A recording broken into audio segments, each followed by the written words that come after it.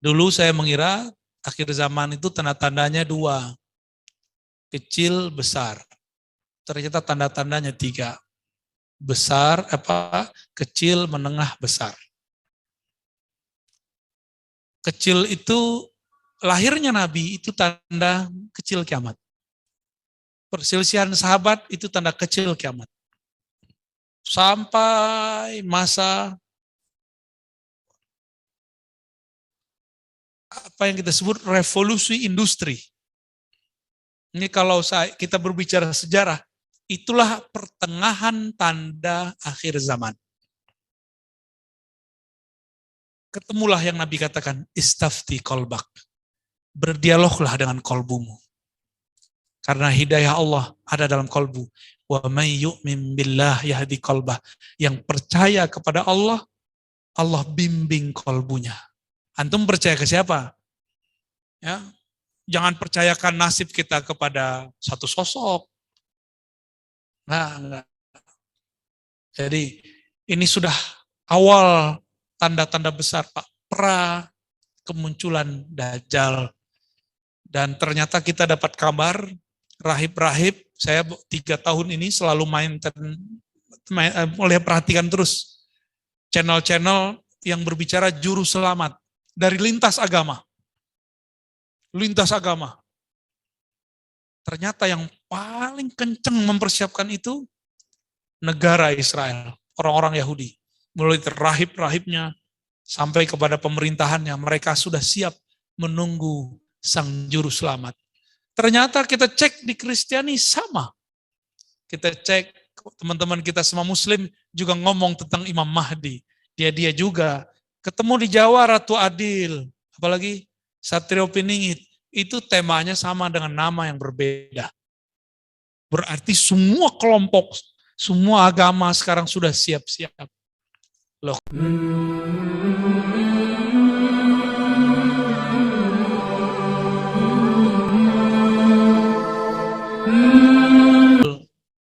Kata tasawuf dulu. Tasawuf itu bahasa Arab, istilahnya sama-sama baru muncul dengan ilmu-ilmu yang lain. Ada ilmu hadis, ada ilmu usul fiqih, ada ilmu takhrij. Semua ilmu-ilmu ini adalah sesuatu yang baru muncul setelah Rasulullah Shallallahu Alaihi Wasallam. Jadi dia baru muncul.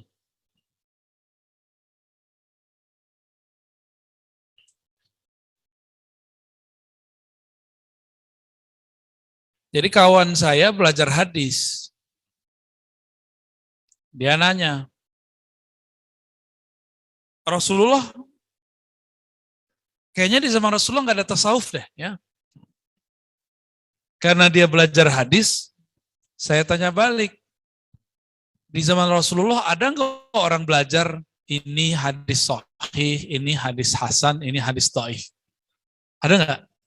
Nggak ada. Ada kawan saya ahli fikih, ngomongnya sama. Emang tasawuf ada di masa Rasulullah? Saya tanya balik, emang hukum sunnah, bid'ah, itu ada di masa Rasul? Rasul ngomong kullu bid'atin dolalah, tapi tidak seperti yang antum jelaskan. Ada 5 macam hukum.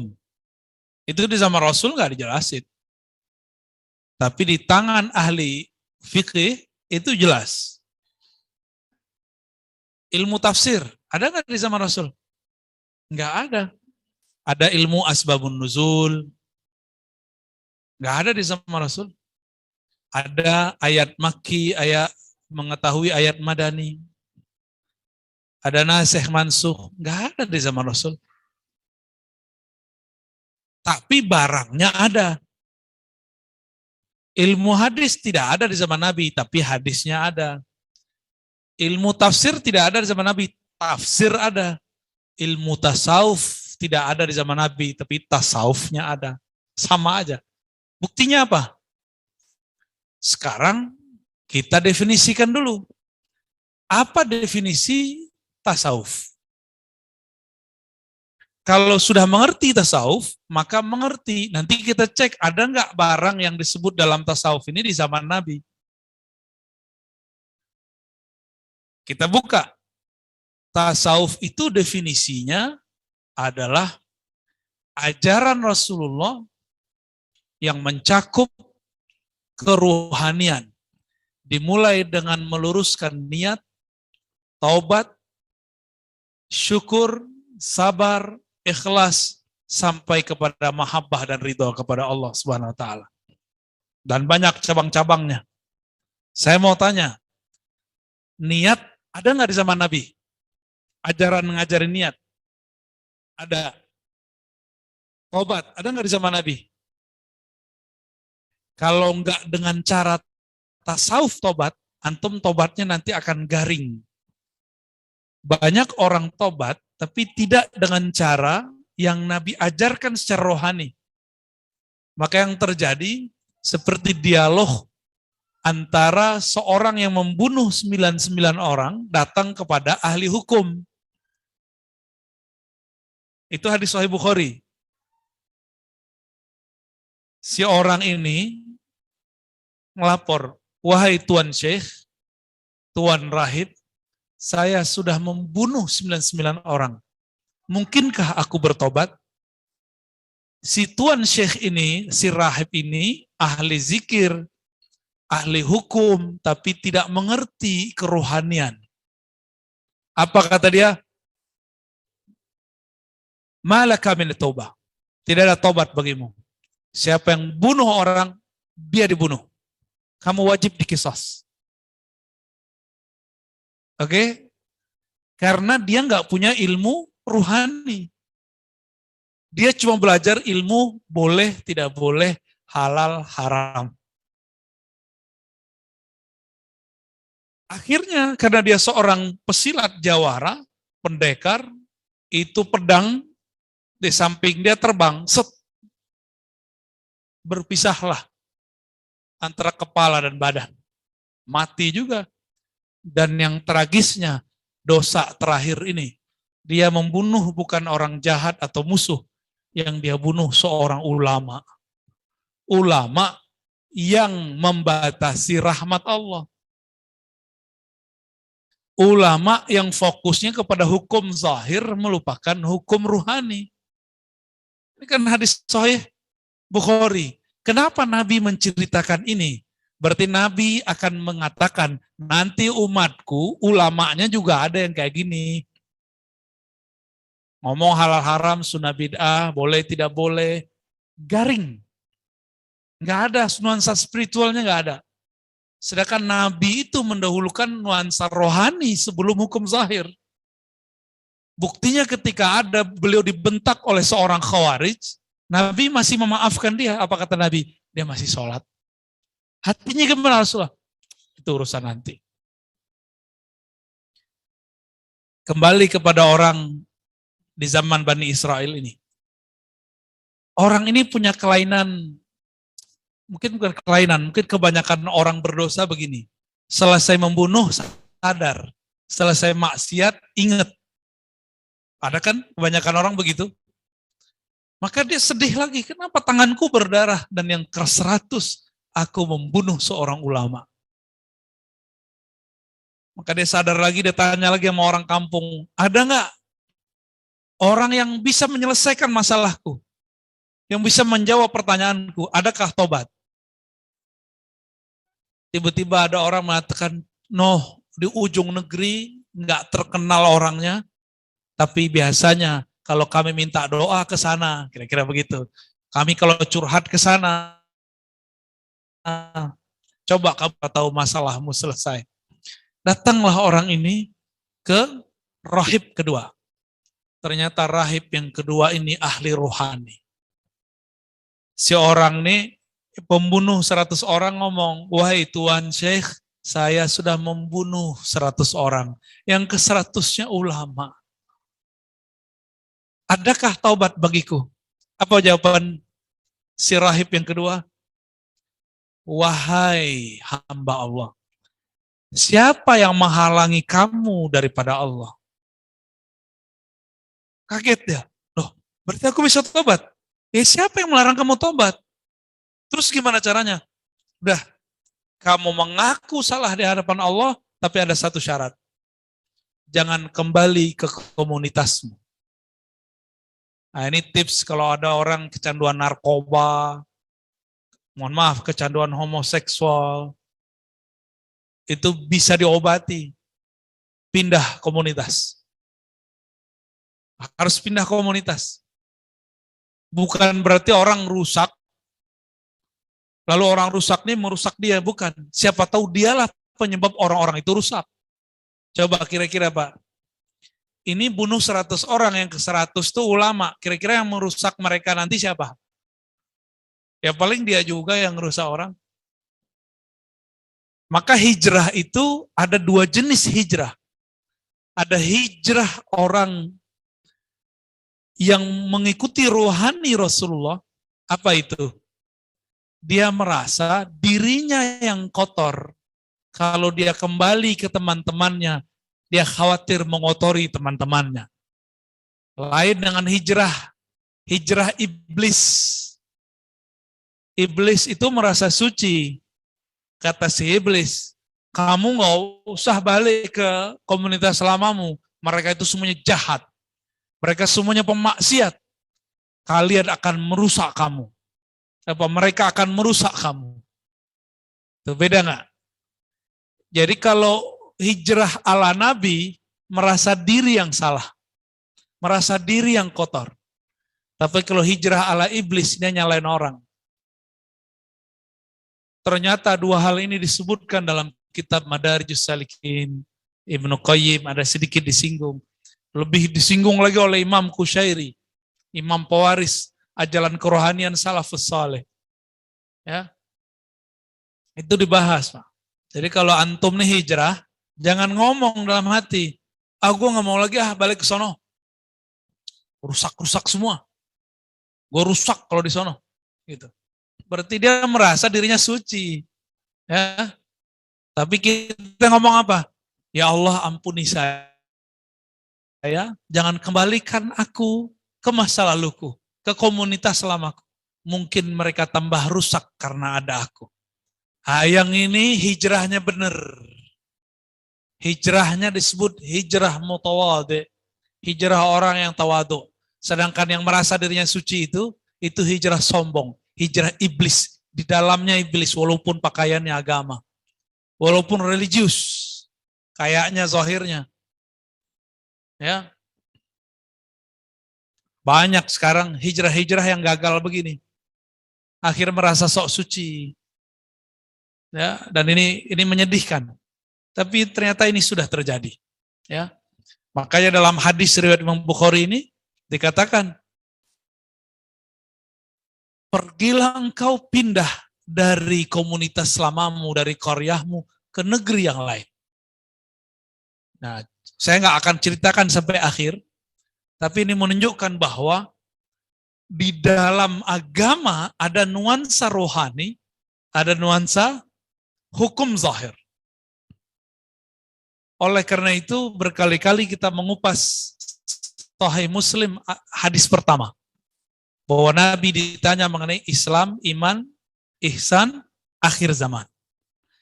Maka kurikulum belajar agama, saya menyebutnya 4 pilar agama, itu 4 tadi. Ternyata yang nanya Jibril. Ketika Jibril pergi, Nabi bertanya kepada Sayyidina Umar, "Hai Umar, kamu tahukah siapa itu?"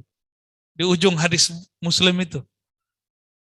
Sayyidina Umar mengatakan hanya Allah dan Rasulnya yang tahu. Gak sok tahu depan guru. Ya. Ini baru hijrah depan ustadz, udah bisa nyala-nyalain ustadz. Akhirnya Nabi mengatakan, itulah Jibril. Atakum liyu'allimakum dinakum. Dia datang kepada kamu untuk mengajarkan din kamu. Din artinya agama. Berarti agama itu 4 pilar. Pilar yang keempat saya baru sadari setelah pandemi datang. Setelah kita merenung lama, ini pandemi ini apa sebenarnya? Dulu saya cuma menyebut 3 pilar, Pak, yang ingat kajian saya sebelum pandemi. Kalau ngelihat tuh video-videonya, itu baru 3. Ternyata hadisnya menyebutkan 4. Islam, iman, ihsan, akhir zaman. Islam, lahirlah rukun Islam. Kita sebut hukum zahir. Maka rukun Islam dari pertama sampai nomor 5, itu bab zahir semua. Syahadat zahir, salat zahir, puasa zahir, haji zahir, sedekah zahir, semuanya zahir. Ini disebut al-Islam. Ketika orang Arab Badui datang, amanna dalam surat Hujurat, kami beriman. Apa kata Allah? Turun ayat. Katakan kepada orang Arab Badui, Qulu aslamna. Cukup katakan kami sudah Islam, tapi belum betul-betul beriman. Nah, jangan-jangan kita hijrahnya baru sampai di zahir, ya. Al-Islam ini perhatikan benar-benar. Orang kalau sampai di tahapan ini, dia akan sering ngomong boleh, tidak boleh. Sunnah, bid'ah, halal, haram. Itu baru seperempat agama loh. Jangan terlalu larut bahas ini, nanti keras. Orang yang kelamaan ngaji di sini, nanti dia menjadi hukum fikih oriented. Jadi kita nyebutnya fikih oriented. Orientasinya hukum fikih zahir. Jadi setiap kali membahas apa, mana dalilnya? Mana ada di sama Rasul? Nah ini kalau logika aja dia kacau itu. Dia nggak tahu, dia bilang bid'ah. Padahal bid'ah itu sesuatu yang tidak ada dalilnya. Kalau masih ada dalilnya, kalau ente nggak tahu, bilang, maaf saya nggak tahu dalilnya. Itu lebih aman. Lo antum siapa ngomong dalil? Yang ngerti dalil siapa? Orang yang ngaji Quran sunnah tiap hari. Yang khatam Sahih Bukhari Muslim. Yang khatam Sunan Abu Daud. Arba'in Nawawi aja belum khatam-khatam. Riyadhus Shalihin aja belum khatam-khatam. Terus ngomong tidak dalilnya. Dihisap oleh Allah Subhanahu wa taala. Hati-hati. Hati-hati ngomong begitu. Ya, cukup katakan sebagaimana ulama salafus saleh Imam Malik. Beliau wafat 179. Berarti masih sebelum tahun 200, sebelum tahun 300, 179. Masih ketemu murid sahabat Rasulullah yaitu Nafi'. Apa kata Imam Malik? Jika kamu tidak tahu, qul la adri. Cukup katakan saya tidak tahu. Qauluka la adri nisful ilm. Kamu ngaku tidak tahu itu sudah separuh tahu. Karena orang kalau ngaku tidak tahu dia akan cari tahu. Inilah separuh ilmu. Ya, cuma ngaji di YouTube, ngaji sekali seminggu, sekali sepekan, seahad, udah berani bilang nggak ada dalilnya. Yang ngaca dulu. Itu kiai 20, 30, 40 tahun ngaji Quran dan Sunnah. Karena mereka mengaji, maka mereka tidak berani ngomong begitu. Semakin Quran itu dalami, satu aja teks kita buka, Bismillahirrahmanirrahim. Antum percaya nggak? Bismillahirrahmanirrahim disyarah 40 hari, 40 malam nggak selesai. Semabuk-mabuk paling ntar. Sholat, berhenti. Ngaji lagi, sholat lagi, ngaji lagi. Nggak akan selesai. Dan itu disadari oleh sahabat Rasulullah namanya Ali bin Abi Thalib. Radhiyallahu ta'ala anhu. Apa kata beliau? Jika saya mau, saya akan tulis, saya akan jelaskan tentang rahasia basmalah.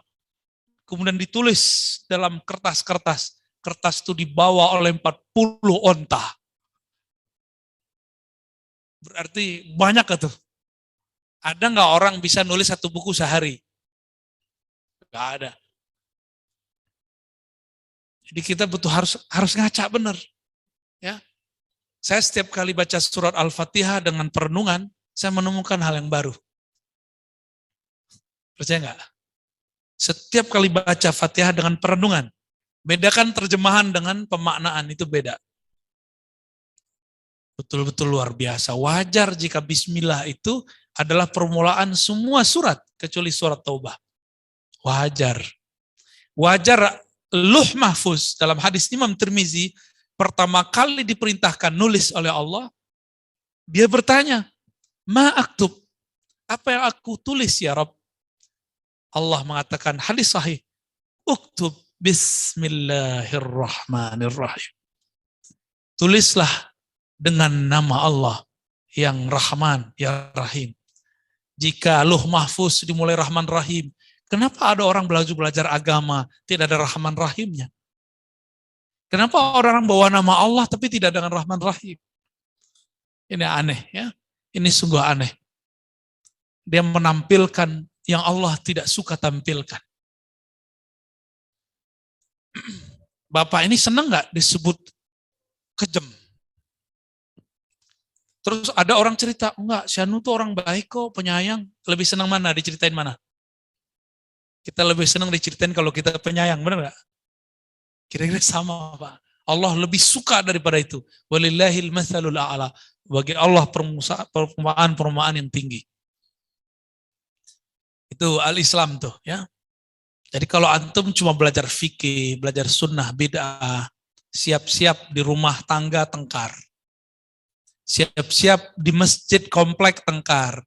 Jangan-jangan di masjid ini tengkar juga nih. Ya. Berarti salah orientasi. Cukup porsinya 1/4, jangan lebih. 1/4 kedua kajian iman. Iman itu di kolbu. Berkaitan dengan akal. Maka hujah orang belajar hukum zahir itu nomor ayat, nomor hadis. Tapi kalau hujah iman, itu rasional. Masuk akal atau tidak. Tapi bukan akal-akalan. Akal yang tunduk kepada nur kolbu. Makanya dimulai rukun iman itu percaya kepada Allah, akhirnya percaya kepada takdir. Kalau orang nggak pakai kolbu, nggak akan bisa percaya kepada takdir. Nggak akan bisa. Makanya saya sering nanya, percaya Allah kan? Ridho nggak dengan takdir? Ridho nggak dengan posisi sekarang? Dengan apa yang kita punya sekarang? Kalau ridho, lengkap sudah. Berarti agamanya sudah separuh. 1/4 tambah 1/4, udah setengah. Ya, itu di kolbu semua tuh. Dan iman ini kalau udah masuk, dia nggak akan keluar. Maka antum kalau masih meragukan takdir, berarti imannya belum masuk. Oleh karena itu, sungguh aneh orang percaya kepada Allah, tapi tidak ridho kepada ketentuan Allah. Ini mau tanya lagi, adakah di alam semesta ini suatu kejadian 1 detik saja di luar pengawasannya? Nggak ada. Adakah satu zarah di alam semesta wujud tapi tidak diciptakannya? Itu virus sebiji zarah kalau di Quran. Itu virus kan nggak kelihatan sama mata. Bahasa Arabnya zarah. Itu disebut zarah. Apakah dia terjadi karena eksperimen konspirasi atau karena izin Allah? Sebenarnya izin Allah. Mereka mau buat makar, Allah buat makar juga. Dalam makar mereka Allah bermakar, tenang aja ya. Cuma kita kan ditakut-takutin berita ini, beritanya lebih gede. Kalau antum nggak punya kekuatan nur di kolbu, apa yang terjadi? Kenapa ya saya hidup begini? Kenapa saya salah apa? Kenapa kami hidup di zaman corona? Nanti bakal ngomong gitu. Ini kurang imannya kepada Allah. Maka kurang percaya kepada takdir. Jadi takdir itu puncak iman kepada Allah. Ya, orang yang mengatakan percaya kepada Allah, cek aja dia percaya, terima nggak? Ya, ini kan kajian kita terbuka. Hari Senin lalu saya ke Mabes TNI. Saya tanya tuh beberapa bapak hormat ke atasan itu di hati ridho nggak? Capek loh Pak, hormat, siap, hormat siap. Itu kalau mereka nggak ridho dengan posisi mereka sekarang, stres itu. Dalam hati mikir, hormat mulu. Pasti gitu. Senyum, saya tanyain begitu senyum. Berarti emang separuh nggak ridho. Dan kebenaran ketemu sahabat kita keluar dari anggota. Karena stres, hormat mulu. Yang dihormat, masih lebih muda daripada dia. Ya, masalahnya ridho apa enggak, gitu aja. Ya. Nah, ini udah masuk akal, udah masuk ke kolbu. Ini dalil akal yang tunduk ke kolbu. Inilah yang disebut lahum qulubu ya'qiluna biha. Mereka punya kolbu yang dijadikan sumber berakal, berpikir.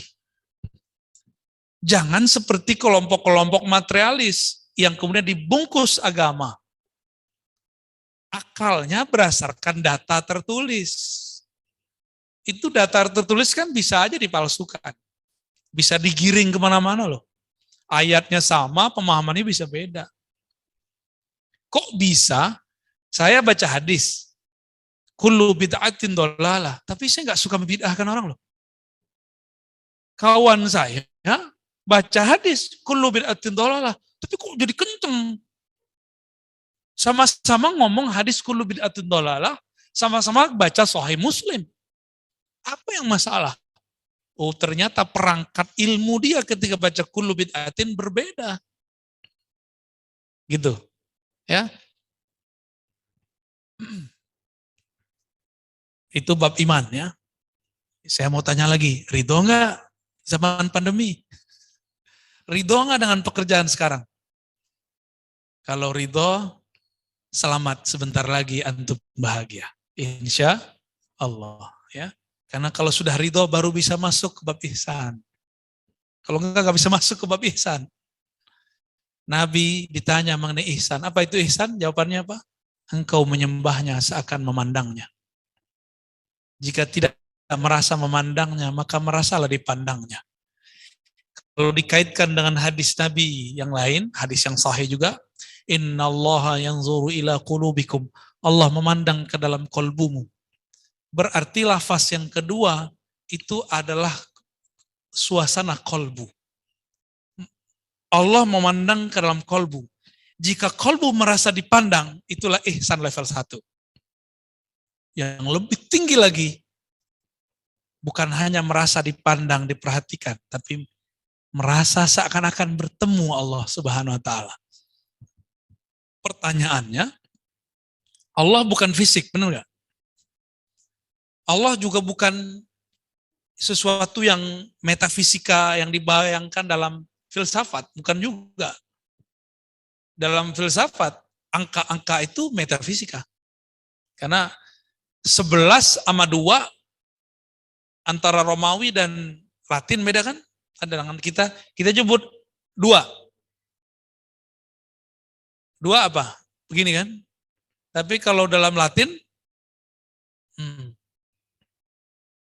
kalau kita nulisnya, itu 11. Berarti bukan itulah angka, itu simbol angka. Angka itu ketika ini satu barang, ini barang kedua, ini 2 namanya. Berapa orang di depan? 1, 2. Ini 2. Kalau ditulis tergantung bahasanya, tergantung simbolnya. Maka 2 itu bukan angka. 2 itu masuk ke alam metafisika. Dalam filsafat murni, matematika sudah masuk ke sana. Saya ini S1 Akidah dan Filsafat, lalu S1 saya yang kedua Hadis. Saya ada S1 yang ketiga di Rasa Islamiyah, tapi ngajinya sama ulama Suriah. Tapi 3 tahun nggak selesai. Yang selesai 2 ini. Dulu ngambil bahasa Arabnya aja. Saya bedal filsafat murni. Tapi yang sudah disaring oleh Imam Al-Ghazali. Imam Ghazali mengatakan ada filsafat yang halal, yang mubah, ada yang makruh, ada yang haram. Dia sudah bagi. Saya mau tanya ke antum belajar ilmu fisika enggak? Belajar matematika? Ada namanya teori Pitagoras. Itu filsafat murni. Kalau antum mengharamkan filsafat, lalu menggunakannya, mengaplikasikannya dalam kehidupan, selamat. Anda telah memakan filsafat. Lalu Anda haramkan apa yang Anda makan. Ya, kawan saya belajar arsitek.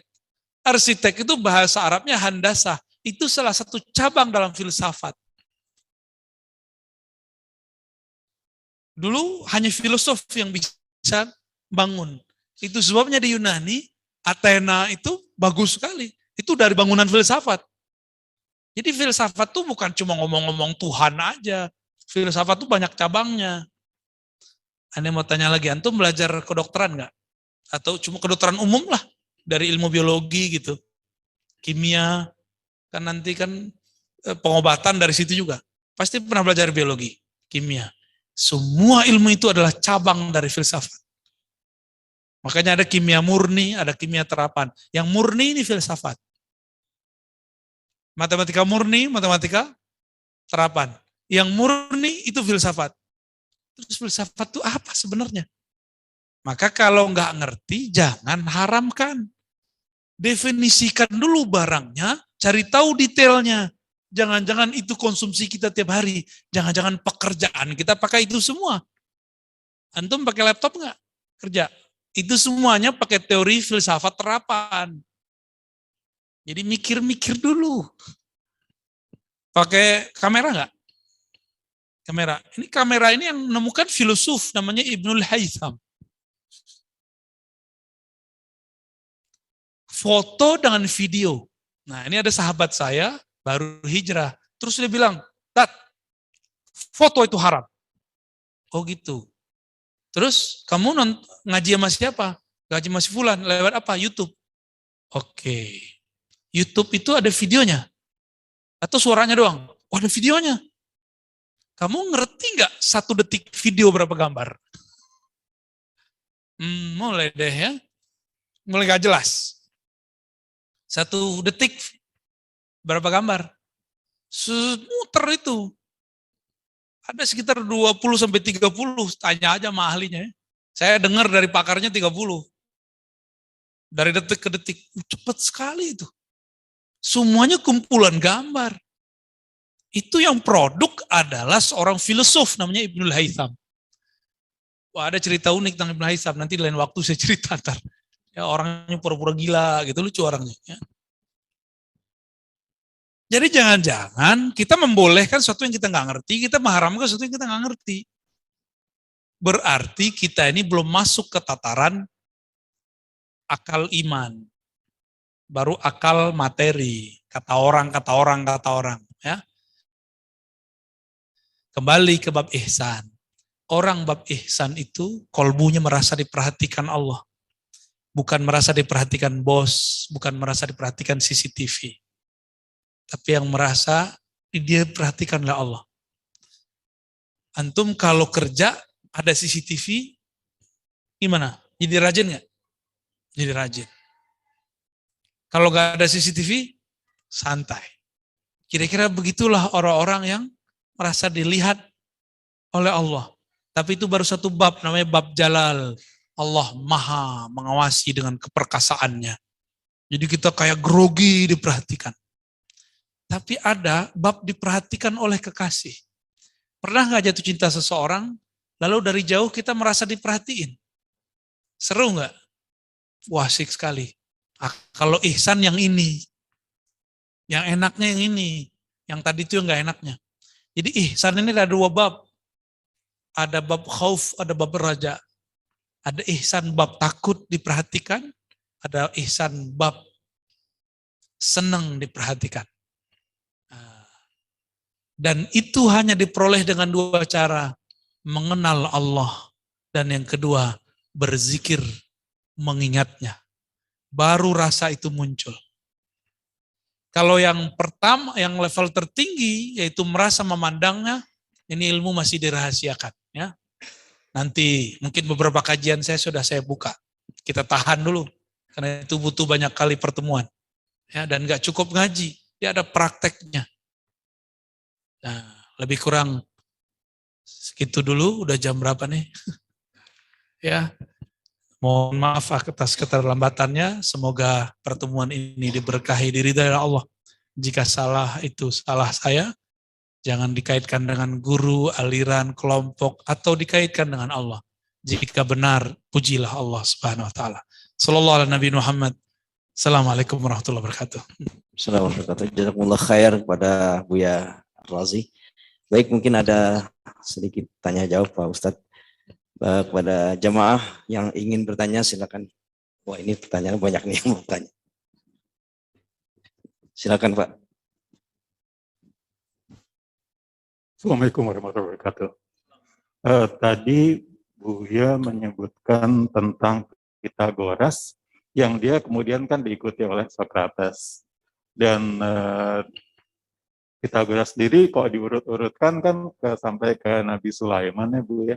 Nah, kalau ada 4 mazhab tuh yang bisa dikelompokkan, di sini ada nggak kira-kira garis besar patokan dari perkembangan filsafat itu sampai ke yang macam-macam tadi? Baik. Saya udah lama nggak ngajar filsafat ya, saya ingat-ingat dulu Pak ya. Karena semenjak pindah ke Institut Ilmu Al-Quran, di Pasca, saya ngajarnya ilmu Quran. Terakhir saya ngajar filsafat 2019 di Pasca, kita bedah kitab Ibnu Sina.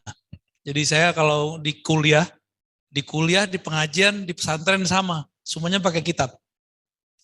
Biar kita nggak kata orang. Itu kitab Ibnu Sina, judulnya Ilahiyat, Syifa Bab Ilahiyat, tebal ini. Bahasanya kata orang rumit, tapi saya baca sih biasa-biasa aja. Nggak ada rumit-rumitnya. Cuma mungkin horor aja karena yang nulis Ibnu Sina. Adakah perkembangan filsafat sampai sekarang? Itu. Ya. Perkembangan dari tadi.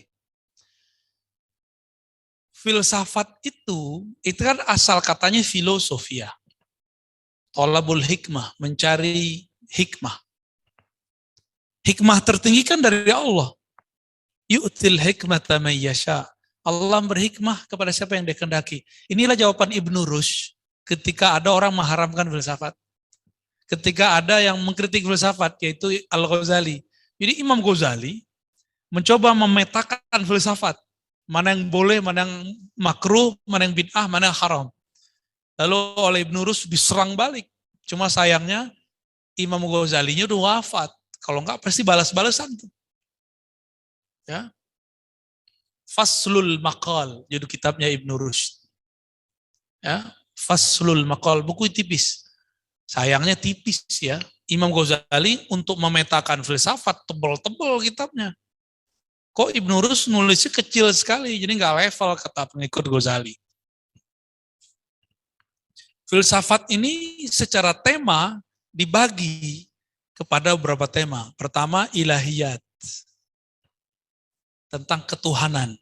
Itulah filsafatnya Plato, Socrates, Aristoteles. Teori ilahiyat mereka itu adalah adaptasi serapan dari ajaran Nabi Yunus Sulaiman. Cuma karena mereka sudah berjarak dari para nabi, lalu mereka menggunakan akal, sehingga bercampurlah antara konsep wahyu dengan teori-teori pemikiran. Itu yang terjadi pada Aristo. Ya, Aristo ini punya kitab tentang ilahiyat. Apa fakta uniknya, Pak? Ini satu kebanggaan bagi umat Islam yang mampu bahasa Arab. Semua filsafat Yunani sudah disalin ke bahasa Arab. Maka yang ada sekarang, filsafat Yunani itu yang murninya pakai bahasa Arab. Yang bahasa Yunaninya sudah tidak ada. Kalaupun ada, itu diterjemahkan ulang dari Arab ke Yunani. Gitu, itu fakta menariknya. Jadi kalau ada orang ngaku, saya pakar filsafat Yunani. Kita tanya, kamu bisa bahasa Arab nggak? Kalau dia nggak bisa bahasa Arab, terbuang Pak. Saya kemudian membaca buku sejarah, Deborah namanya. Apa kata dia? Dulu bahasa Arab kalian ini adalah bahasa pengetahuan dunia. Seperti bahasa Inggris. Jadi orang kalau keren, walaupun dia non-muslim, dia harus berbahasa Arab. Maka dari Vatikan, dari Prancis, dari Inggris, itu kan orang-orang Katolik, mengirim santri-santri untuk belajar di Andalus, belajar filsafat. Yang dipelajari filsafat Aristo. Siapa salah satu tokoh Yahudi yang ada? Namanya Ibnu Maimonides. Oleh karena itu ada satu kelompok Yahudi yang berfilsafat, akidahnya mirip dengan akidah Ahlussunnah. Itu kelompok yang mengikuti Ibnu Maimun. Fakta-fakta ini kalau kita buka, entah girang, entah sedih saya Pak. Entah girang, entah sedih, entah apa yang mau saya katakan ya. Sedihnya apa? Teman saya mengharamkan filsafat. Girangnya apa? Loh, ternyata filsafat kita laku keras. Laku keras. Dulu filsafat Aristo itu nggak bisa dimengerti, kecuali orang baca buku Al-Farabi. Itu jadi ngomong filsafat gitu, Pak. Terus tasawuf di mana? Tasawuf dan filsafat ini dua hal yang berbeda. Filsafat itu perangkatnya akal. Kalau tasawuf perangkatnya dua, kolbu dan ruh. Kalau fikih perangkatnya dalil tertulis. Semuanya dalil. Dalil tertulis, dalil yang difikirkan, dalil yang dirasakan, dalil yang tersirat. Bisa ulang nggak? Fikih dalilnya tertulis. Ayat berapa, halaman berapa, hadis riwayat siapa. Itu fikih. Filsafat dan ilmu akidah mirip. Akal, dalil akal. Bisa nggak akal menerima? Ini dalil tertulisnya begini, akal nyambung nggak? Kalau nggak nyambung, berarti ada masalah dalam memahami dalil. Nah, ini hubungan filsafat dengan akidah. Terus yang ketiga ini tasawuf. Tasawuf ada dua model. Ada tasawuf qalbiyah, ada tasawuf ruhiyah. Tasawuf qalbiyah, dalil rasa. Dalam Al-Quran disebut, ala bidzikrillah tatmainnul qulub. Ketahuilah hanya dengan menyebut nama Allah hati tenang. Cobain dulu nyebut nama Allahnya. Tenang nggak? Kalau tenang berarti sudah bertasawuf qalbiyah. Itulah dalilnya. Nggak cukup dengan mengatakan surat Ar-Ra'd ayat 28. Hati tenang dengan berzikir. Itu dalil tertulis. Cobain dulu, tenang nggak? Kalau nggak tenang, berarti cara zikir antum nggak sesuai dengan warisan Rasulullah Sallallahu Alaihi Wasallam.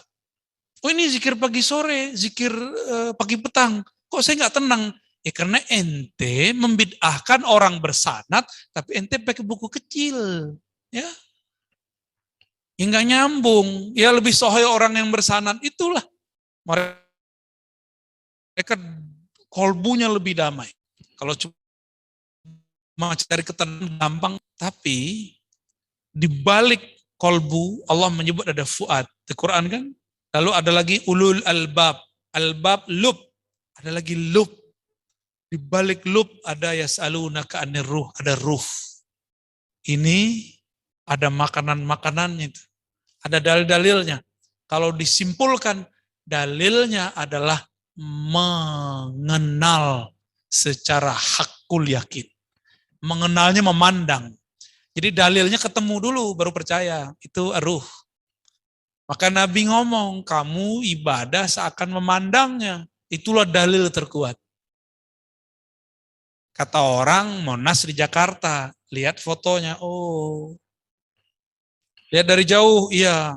Kita deketin, kita naik, kita masuk, kita pegang-pegang, itu namanya baru ihsan. Ya. Kira-kira begitu kalau berbicara dalil. Maka dalil ini ada tingkatan-tingkatannya. Antum, saya, dalil kita sudah selevel mana? Jangan-jangan mana dalilnya masih dalil angka-angka halaman. Ya, itu mah cetek itu. Ya. Orang Yahudi juga bisa kalah sama filsafat. Filsafat udah mikir dia, dalil ini kok beda dengan dalil itu. Gimana cara mempertemukannya?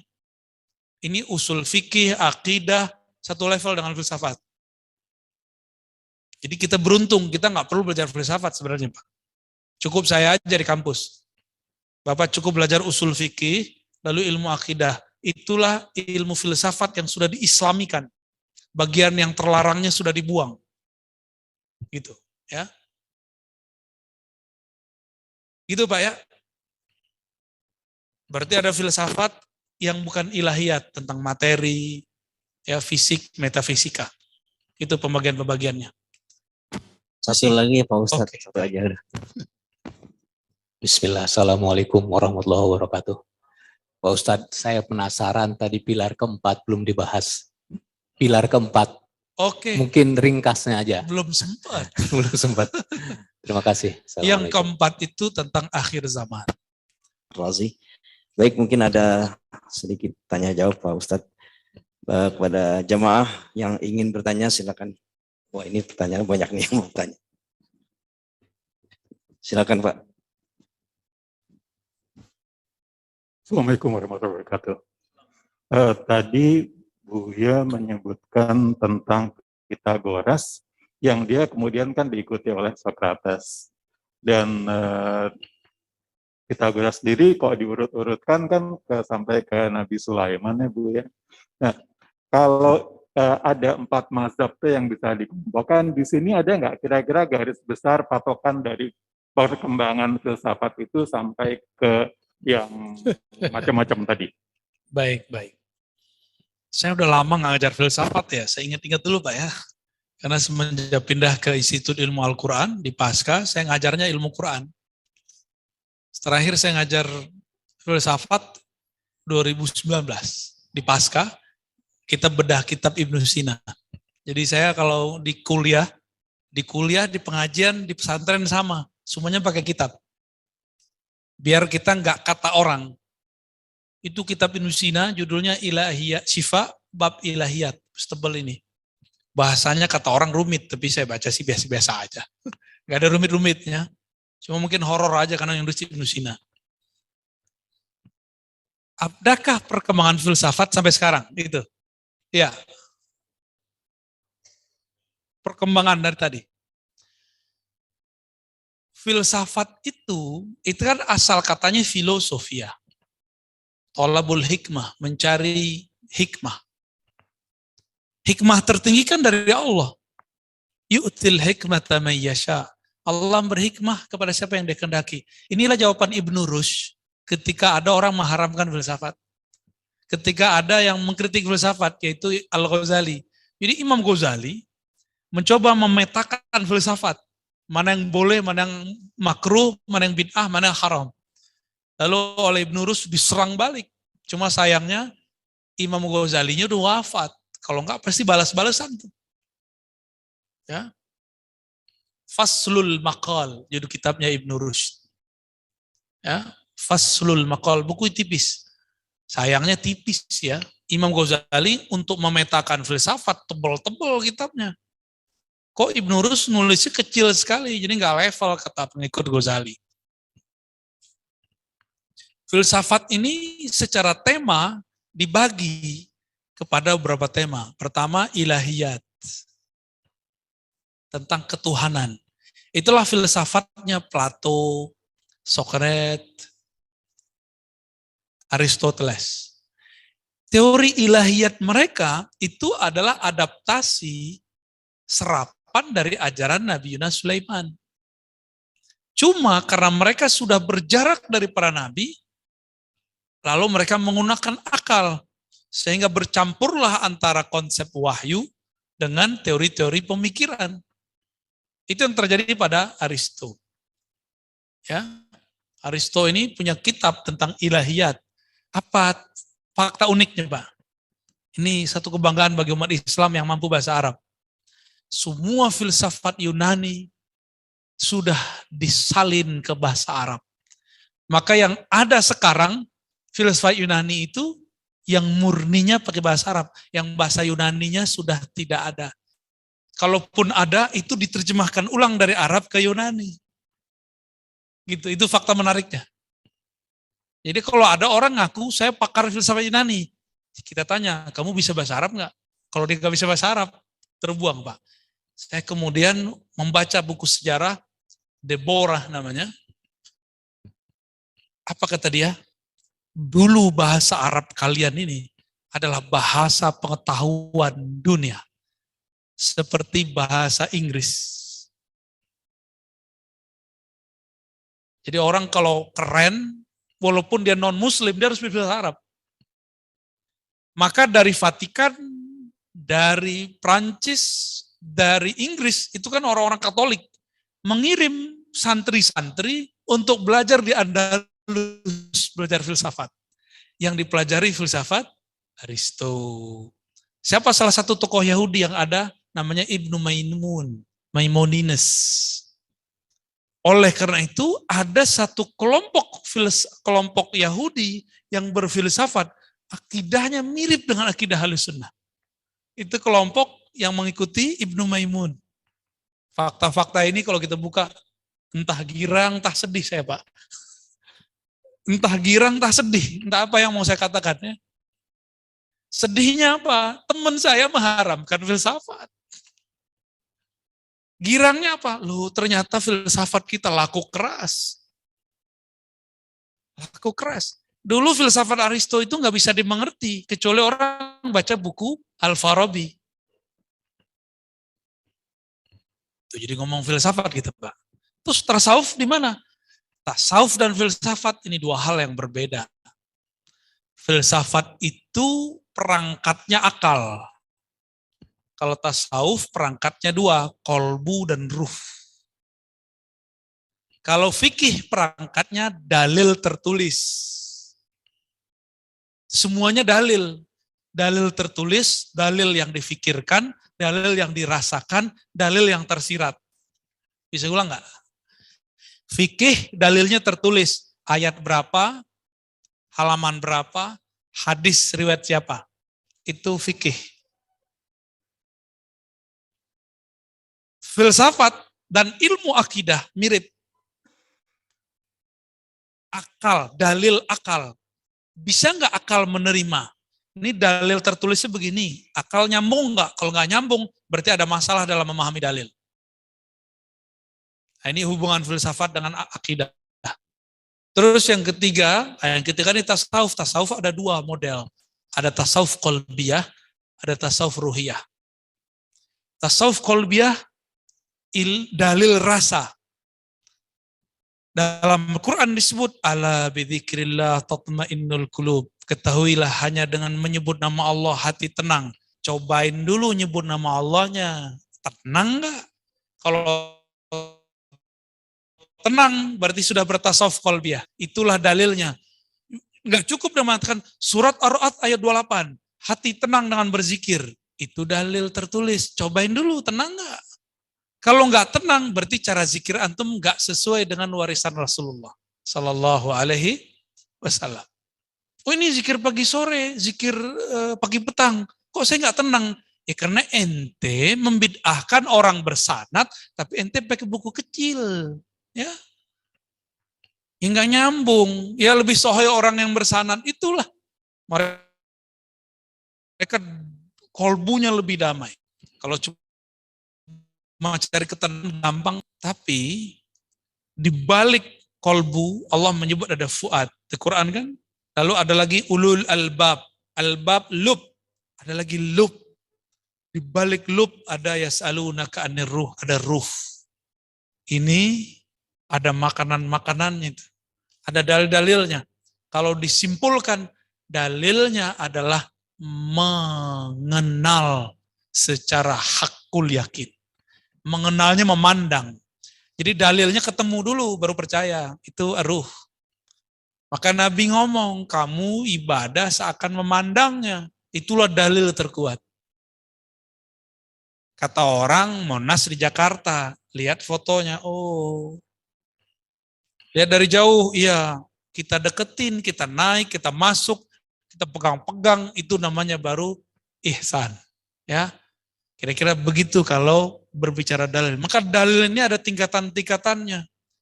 Antum, saya, dalil kita sudah selevel mana? Jangan-jangan mana dalilnya masih dalil angka-angka halaman.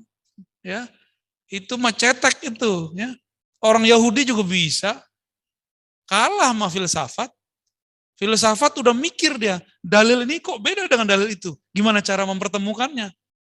Ini usul fikih, akidah, satu level dengan filsafat. Jadi kita beruntung, kita nggak perlu belajar filsafat sebenarnya Pak. Cukup saya aja di kampus. Bapak cukup belajar usul fikih, lalu ilmu akidah. Itulah ilmu filsafat yang sudah diislamikan. Bagian yang terlarangnya sudah dibuang. Gitu, ya. Gitu Pak ya. Berarti ada filsafat yang bukan ilahiyat tentang materi, ya fisik, metafisika. Itu pembagian-pembagiannya. Satu lagi ya Pak Ustadz, Oke. satu aja udah. Bismillah, Assalamualaikum warahmatullahi wabarakatuh. Pak Ustadz, saya penasaran tadi pilar keempat belum dibahas. Pilar keempat, Oke, mungkin ringkasnya aja. belum sempat. Belum sempat. Terima kasih. Yang Assalamualaikum. keempat itu tentang akhir zaman. Dulu saya mengira akhir zaman itu tanda-tandanya dua. Kecil, besar. Ternyata tanda-tandanya tiga. Besar, kecil, menengah, besar. Kecil itu, lahirnya Nabi itu tanda kecil kiamat.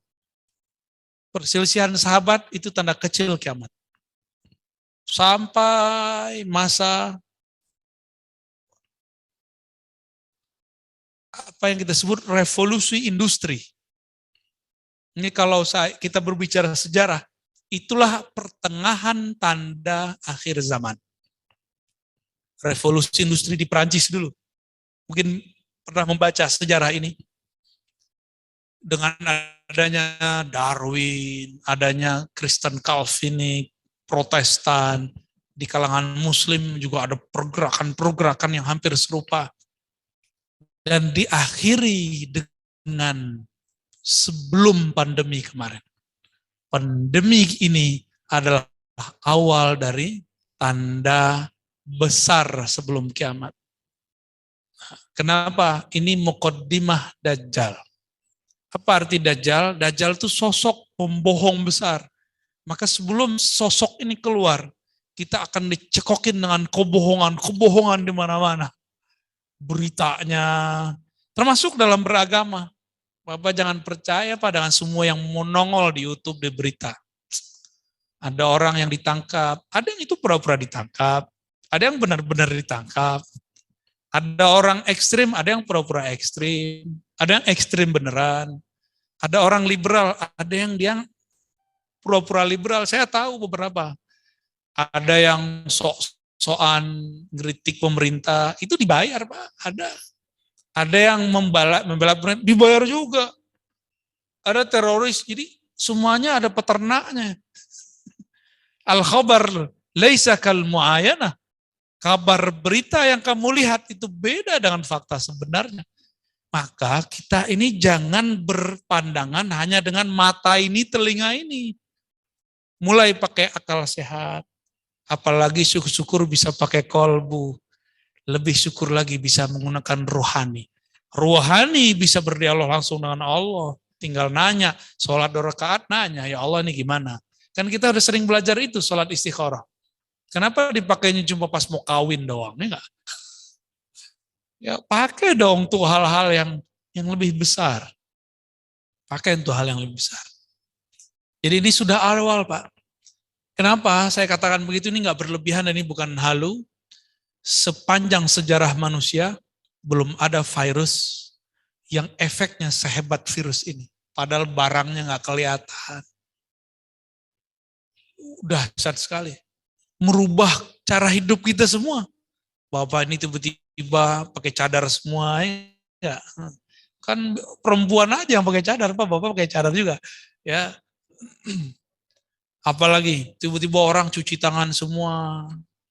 Tiba-tiba orang kemudian harus kemanapun, harus takluk dengan suatu aplikasi, namanya Peduli Lindungi. Kita udah kayak, kemana-mana udah kayak diatur sama robot. Udah vaksin, masih belum bisa bebas. Terus ngapain vaksin? Ya kan, lucu kan? Tapi mau gimana lagi Pak, ikutin aja, tenang aja ya. Kan kita masih ada kolbu, masih ada ruh. Penjarakanlah muka kami, badan kami. Tapi kalian tidak akan dapat memenjarakan akal dan roh kami. Ya. Kita nggak ngomong ke pemerintah Pak, kita ngomong ke orang yang merencanakan ini, yang makar ini. Ini bukan urusan rakyat sama pemerintah, ini nggak ada urusan. Ini global. Antum yang belum move on, masih ngira pandemi ini urusan presiden. Enggak. Amerika aja kelabakan. Amerika aja kelabakan, Pak. Utang Amerika itu paling gede sedunia. Ditambah pandemi, tambah bengkak-bengkak. Utang kita kecil. Cuma kan angkanya gede, 6 dibandingkan ASEAN. Antum kan harus belajar persentase. Kalau dibuat persentase dengan Singapura, Malaysia, utang kita rasionya kecil sekali. Tapi, begitulah cara orang memandang. Makanya saya nggak percaya dengan semua berita, dengan pengamat-pengamat. Maka walaupun saya bukan jurusan ekonomi, saya diam-diam mempelajari teori-teori ekonomi. Oh, kenapa sini begini? Kenapa ini begini? Diam-diam kita mempelajari teori-teori imunitas. Diam-diam kita mempelajari teori konspirasi. Apa sebenarnya ini? Ya, lama-lama kemudian ketemulah yang Nabi katakan, istafti kolbak. Berdialoglah dengan kolbumu. Karena hidayah Allah ada dalam kolbu. Wa may yu'min billah yahdi qalbah. Yang percaya kepada Allah, Allah bimbing kolbunya. Antum percaya ke siapa? Ya, jangan percayakan nasib kita kepada satu sosok. Enggak. Jadi ini sudah awal tanda-tanda besar, Pak. Pra kemunculan Dajjal. Dan ternyata kita dapat kabar, rahib-rahib, saya 3 tahun ini selalu perhatikan terus channel-channel yang berbicara juru selamat dari lintas agama. Lintas agama. Ternyata yang paling kenceng mempersiapkan itu negara Israel, orang-orang Yahudi. Mulai rahib-rahibnya sampai kepada pemerintahannya, mereka sudah siap menunggu sang juru selamat. Ternyata kita cek di Kristiani sama. Kita cek teman-teman kita semua Muslim juga ngomong tentang Imam Mahdi. Dia juga ketemu di Jawa Ratu Adil, apalagi Satrio Piningit. Itu temanya sama dengan nama yang berbeda. Berarti semua kelompok, semua agama sekarang sudah siap-siap. Loh kok kita masih ngayal aja, kok masih bilang masih lama, udah pandemi begini masih bilang masih lama. Ya. Antum coba lihat semua musibah yang ada di zaman dulu akan ada di zaman sekarang. Ke depan musibah bencana alam kan tambah banyak. Batuk-batuk tuh Merapi. 2 tahun sebelum pandemi terjadi, saya sudah dikabarkan guru saya. Rozi, hati-hati. Ke depan bencana alam tambah banyak, bencana pemikiran tambah banyak, bencana agama tambah banyak. Tapi dalam banyaknya bencana, Allah kasih juga fasilitas. Fasilitasnya, antum bisa ngaji lewat YouTube kan sekarang?